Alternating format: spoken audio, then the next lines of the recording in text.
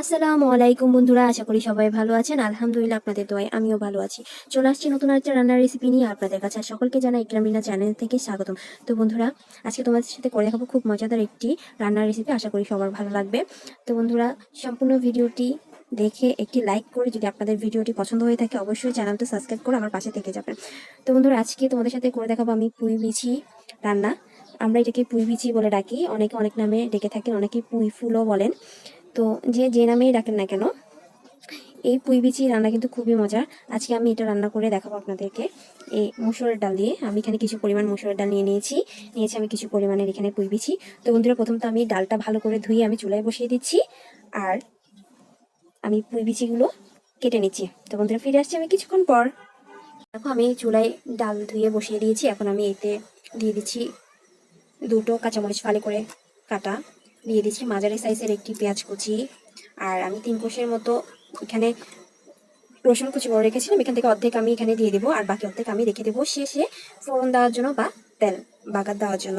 আর এই তেল বাগা দেওয়া বা ফোড়ন দেওয়াকে আপনাদের অঞ্চলে কোন অঞ্চলে কি নামে ডেকে থাকে তা অবশ্যই কমেন্ট বক্সে আমাকে একটু জানাবেন প্লিজ। তো বন্ধুরা, আমি এখানে দিচ্ছি হাফ চামচের মতো হলুদের গুঁড়ো, দিয়ে দিচ্ছি হাফ চামচের মতো আমি এখানে জিরার গুঁড়ি। এখানে আর কোনো ধরনের মশলা আমি ব্যবহার করবো না। এটা সুন্দর করে আমি একটু নেড়ে ছেড়ে দিচ্ছি। নেড়ে চেড়ে দিয়ে আমি এটা বলক আসা পর্যন্ত অপেক্ষা করবো, আর ডালগুলো যেন ভালোভাবে সিদ্ধ হয়ে যায় এটা যেন অপেক্ষা করবো। আর অন্যদিকে আমি সেই বিচিগুলো সুন্দর করে ধুয়ে কেটে নিচ্ছি। তো বন্ধুরা, ততক্ষণ পর্যন্ত তোমরা অপেক্ষা করো। ফিরে এসেছি আমি কিছুক্ষণ পর। এই যে আপনাদেরকে আমি দেখাচ্ছি, ডালটা একেবারে পারফেক্টভাবে সিদ্ধ হয়ে গেছে। দেখুন, একেবারে ডাল ডাল হয়ে গেছে।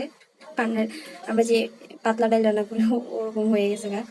তো বন্ধুরা, এই পর্যায়ে আমি দিয়ে দেবো ধুয়ে রাখা বিচিগুলা। আমি ধুয়ে রেখেছিলাম সুন্দর করে কেটে, এখন আমি দিয়ে দিচ্ছি এতে।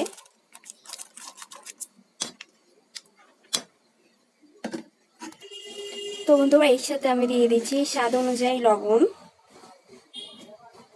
এর আগে আমি লবণটা ব্যবহার করিনি, কারণ যদি ডালের সাথে সাথে আমি লবণটা দিয়ে দিতাম তাহলে ডালটা ভালোভাবে সিদ্ধ হতো না। তাই আমি বিচিগুলো দেওয়ার পরে কিন্তু লবণটা ব্যবহার করতেছি। তো বন্ধুরা, এখন আমি সুন্দর করে ডাল আর বিচিগুলো মিক্স করে দেব, আর বিচিগুলো সিদ্ধ হওয়া পর্যন্ত আমি অপেক্ষা করব। তো বন্ধুরা, ফিরে আসছি আমি আর কিছুক্ষণ পর। দেখো, খুব সুন্দরভাবে আমার এই পুঁই বিচি রান্না কিন্তু হয়ে গেছে। পুঁই বিচি আর পুঁই বিচির সাথে যে ছোট ছোট ডাটাগুলো আছে ডাটাগুলো সিদ্ধ হয়ে গেছে, একেবারে পারফেক্টভাবে কুক হয়ে গেছে। এখন আমি এই ডাল আর পুঁই বিচিটা চুলা থেকে নামিয়ে ফোড়ন দিয়ে নেব। তো বন্ধুরা, চুলায় আমি একটা কড়াই বসিয়ে দিয়েছি, এতে আমি এখন তেল দিয়ে দেবো।